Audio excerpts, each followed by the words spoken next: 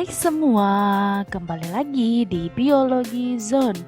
Pada video kali ini kita akan membahas tentang perkembangbiakan tumbuhan materi kelas 8. Selamat menyaksikan.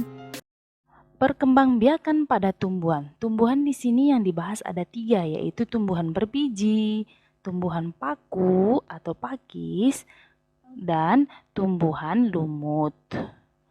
Dan yang akan khusus dibahas adalah untuk tumbuhan berbiji atau spermatopita. Spermatopita atau tumbuhan berbiji dibagi menjadi 2. Yang pertama adalah tumbuhan biji terbuka atau gimnospermae, yang berarti bakal bijinya itu berada di luar bakal buah atau tidak dilindungi. Yang kedua ada tumbuhan biji tertutup angiospermae, di mana bakal bijinya berada di dalam bakal buah. Perkembangbiakan tumbuhan angiospermae dibagi menjadi 2, yaitu secara vegetatif atau menggunakan bagian tubuhnya secara langsung, dan yang kedua adalah secara generatif, yaitu harus mengalami yang namanya proses fertilisasi. Vegetatif nanti dibagi 2, yaitu secara alami maupun buatan. Nah, yang kita bahas pertama adalah yang vegetatif alami. Ada yang namanya rizoma, yaitu batang yang ada di dalam tanah. Rizoma sering juga dibilang rimpang.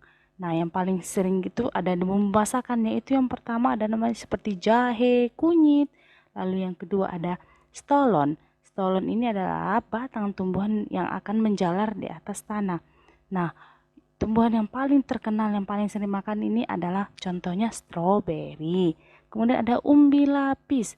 Umbi lapis adalah lapisan-lapisan yang terdiri dari daun yang menebal lunak serta berdaging.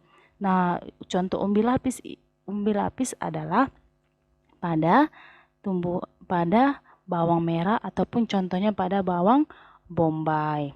Kemudian ada umbi batang. Umbi batang itu adalah batangnya itu mengalami penggembungan dan biasanya berisi apa? Cadangan makanan. Contohnya yang paling sering dan bisa dimakan adalah kentang.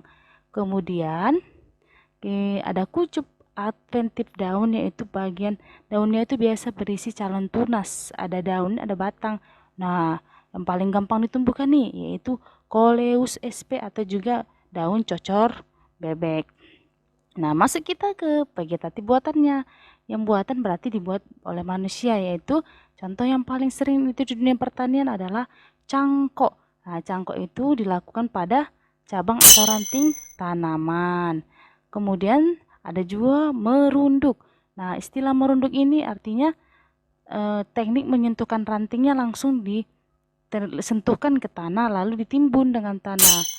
Nah, ini teknik dalam pertanian. Dan ketiga, ada juga vegetatif buatan, yaitu namanya stek. Nah, stek ini memotong bagian tumbuhan untuk ditanam menjadi tumbuhan yang baru. Stek ini ada banyak, ada daun. Nah, yang paling sering terkenal adalah batang. Contohnya tadi singkong. Nah, masih perkembangbiakan generatif, yaitu perkembangbiakan secara kawin karena adanya peluburan antara sel kelamin jantan atau sperma dan sel kelamin betina atau ovum. Nah, ini adalah contohnya adalah bunga. Kita akan bahas pada video selanjutnya.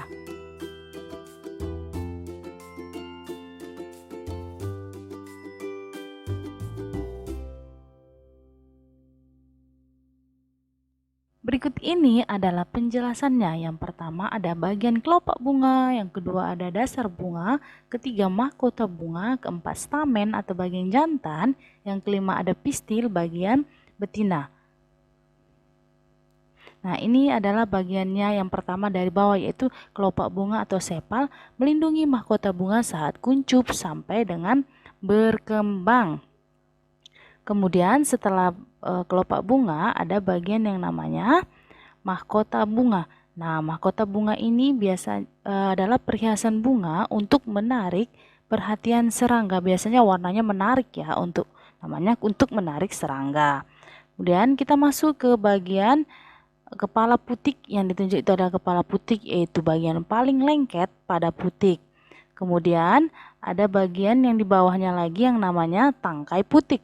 Nah, tangkai putik ini fungsinya apa? Untuk menopang kepala putik.